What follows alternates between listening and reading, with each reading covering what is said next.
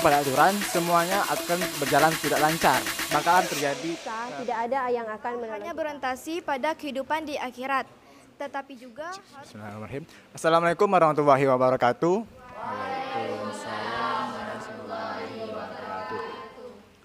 Baiklah, saya akan menyampaikan apa yang telah saya dapatkan ketika saya berdiskusi kepada kelompok-kelompok kemarin. Yang saya dapatkan adalah jika manusia tidak mentaati peraturan, apa yang akan terjadi?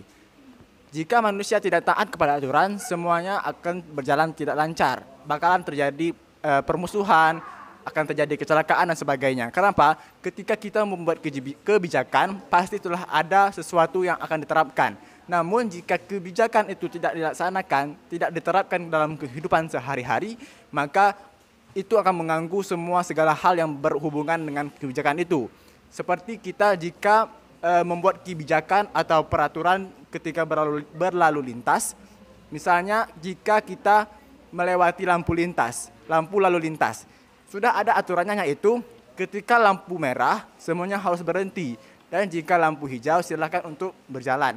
Maknanya adalah ketika manusia telah diberi perintah untuk tidak melakukan itu, kita harus menjaga diri kita agar tidak jatuh, tidak mendapatkan hukuman yang terjadi.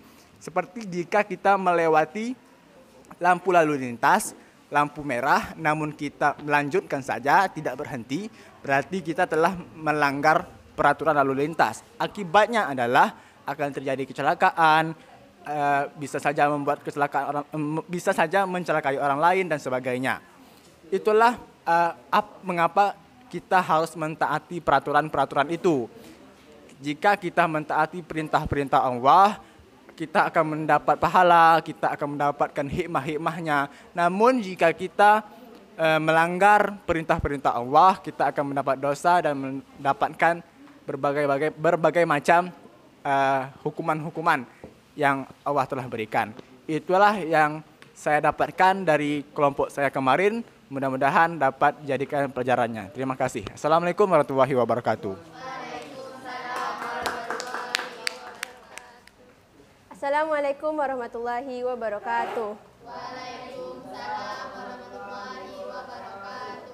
Baiklah, saya akan menjabarkan apa saja hal yang telah saya dapatkan selama diskusi kelompok kemarin.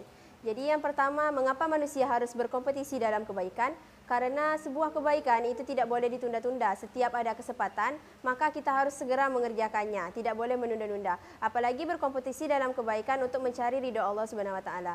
Yang kedua, ilustrasikan apa yang akan terjadi jika seseorang manusia tidak ingin berkompetisi dalam kebaikan. Dicontohkan jika kita yang tidak ingin menolong sesama manusia, maka pada akhirnya jika kita dalam keadaan susah, tidak ada yang akan menolong kita. Yang ketiga, dalil dan ayat dalam Al-Quran yang menyatakan manusia harus berkompetisi dalam kebaikan. Itu terdapat dalam Quran surah Al-Ma'idah ayat ke-48 yang berisi bahawa manusia sudah diberikan aturan dan syariat. Maka setiap manusia walaupun dalam keadaan yang berbeza-beza harus tetap saling tolong-menolong. Apalagi berkompetisi dalam kebaikan untuk mencari ridha Allah Subhanahu wa taala.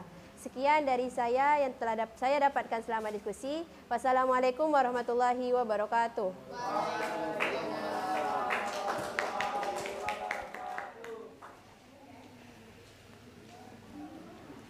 Assalamualaikum warahmatullahi wabarakatuh.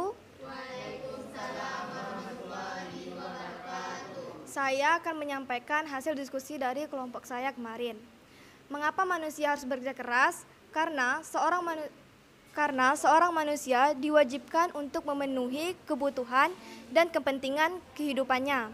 Tidak semata hanya berorientasi pada kehidupan di akhirat, tetapi juga harus memikirkan kepentingan di kehidupan di akhirat.